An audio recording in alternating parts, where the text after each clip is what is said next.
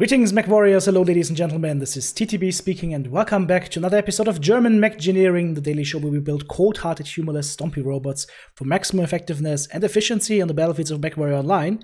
And today we are playing this beautiful thing right here.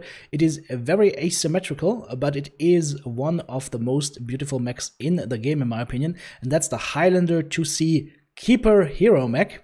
And as you can see, we're running it with 2 Gauss rifles and 2 ATM-12s plus AMS, that little thing up top here, in case you guys are wondering, that is the AMS, the anti-missile system. Intrigued by this thing? Sounds weird? Let's have a look at the build. The basis for this build is going to be a Clan XL engine 300 that gives us 54 kph speed. Then we add a Clan Active Probe into our CT, we add ATM-12s in the right torso and in the left arm, and we add Gauss rifles into the right arm and left torso. You guys might remember this mech from my attempt of doing Gauss rifles and SRM-6 brawling, which worked very, very well, by the way. But I tried to see if I could make a build with this mech that runs ATMs, and this is what I came up with. The cool thing about this mech is that literally it stays very, very cool. So you can basically shoot the ATM-12s forever, and you can shoot them in alpha strike fashion, and then follow up with the Gauss rifles to deal that pinpoint damage that doesn't generate any heat for you. Ammo should be plenty. I even found a way to include an AMS and 1 ton of AMS ammo. And in terms of armor, you just lower the head armor a little bit and the leg armor a little bit, and that is basically it.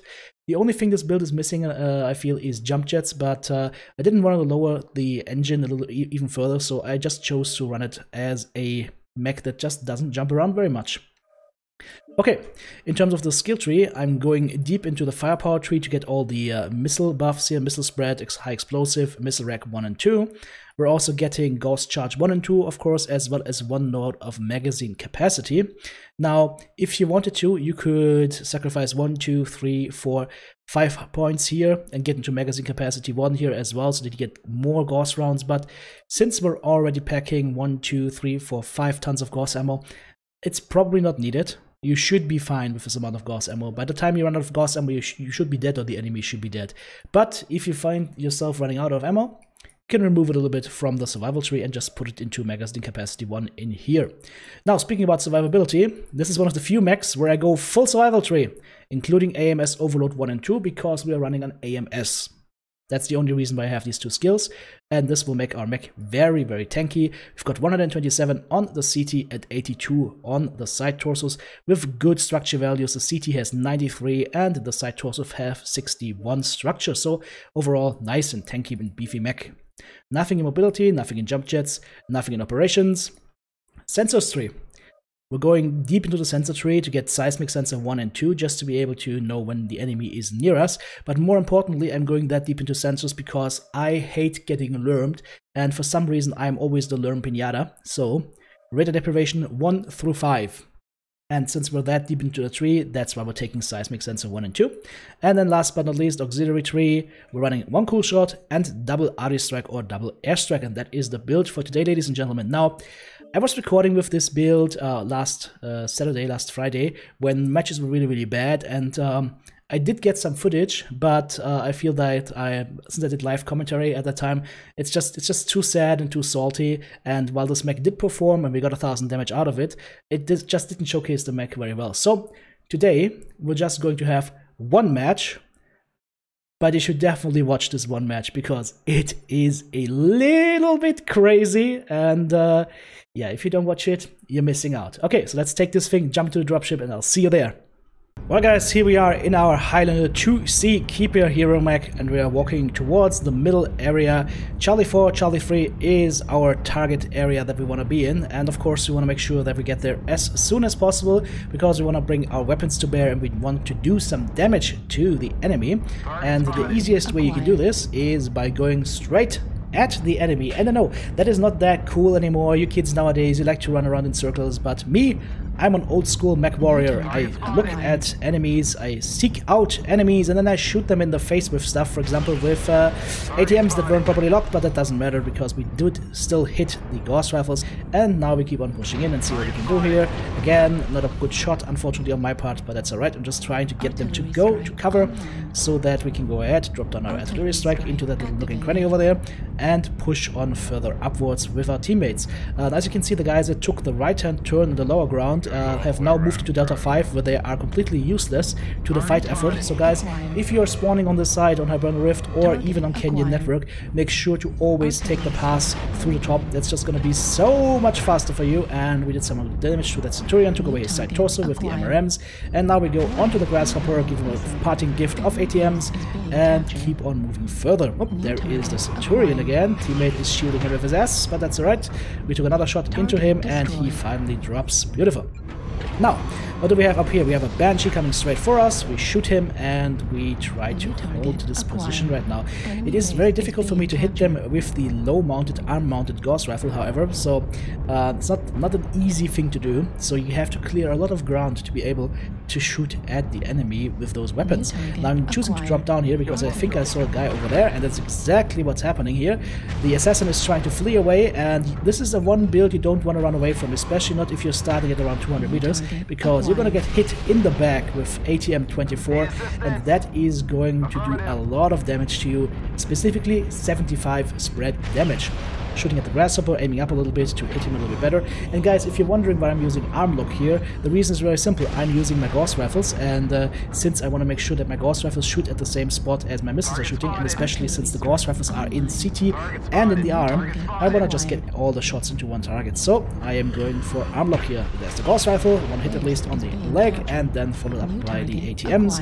And now we can go ahead and go after this Nova Cat here. Full LRM-15 loadout and 2 ER medium backup lasers. Guys, you know what I think of backup builds like that, so let's go ahead and try and annihilate said backup build by massaging him with our ATM-12s. That was a good amount of damage. His CT in the back, take note of that, is already orange, so he's got about 25 structure left on that part. Very, very important to know. We're gonna go ahead and we are going to lower this even further with some more ATMs, and now he is even redder in the back. Woo! Lots of targets coming up here. That's an AC5 medium pulse laser build. He's got a lot of firepower, so I have to back down here a little bit. There's a guy again turning away from us. We shoot him through the back and play some heavy metal music, and then we go for the Mad Dog. And we play more heavy metal. The team was down quite a few kills, but now it is 4 kills to 6, and if I have to say anything about this, we are going to even things up big time. Now, the Timberwolf has LRMs, he can't engage me in melee, which is good for me. We're just gonna go ahead, hold here for a sec, and try and do more damage, because there are targets still around the Charlie 3 area. There we go, there is the Assassin, there's the Gauss, we take away a leg, and now we shoot the ATM-12s, do some more damage, and he should be dead here any second now with me or my teammates killing him. There we go, Ripperoni, Jabroni. That Grasshopper is basically dead if you can walk around as a dead man. He's doing it. The Cyclops is CT open as well, so we can go ahead and help our teammates take these guys down one by one. I'm coming a little bit late to the party here, but we can do some more damage onto the Timberwolf and take him down. I was aiming for a leg here because the leg was very, very open and very, very dead. There's the Cyclops. I missed the shot onto the CT, unfortunately, because I hit a bump on the road, but it's alright. 9 kills, over 7. Base is being captured. People are being useful again by sitting on the base. Guys, if a fight is that close, you do not want to be that light mech that sits on the enemy base. It doesn't do anything for you. You need to be in the match with your teammates. There we go, we just took out the Irby.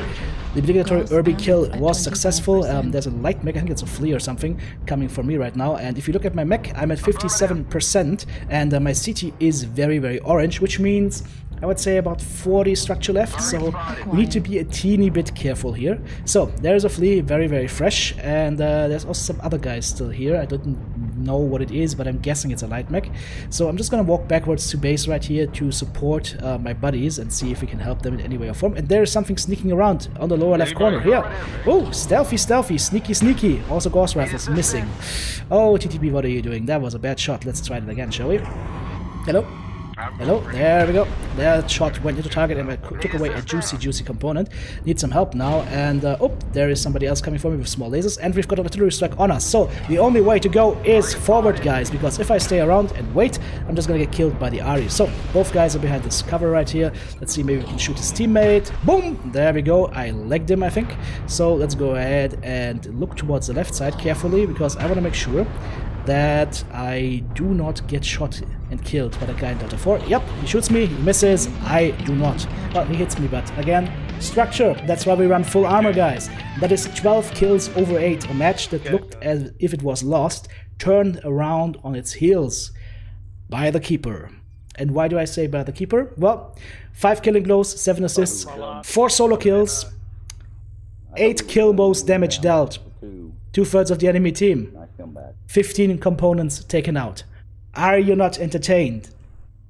Go ahead, hit the thumbs up button, and leave me a comment. And if you really enjoy this content, guys, become an active member of Team TTB. Go ahead, check out my Patreon page. Thanks for watching. See you next time.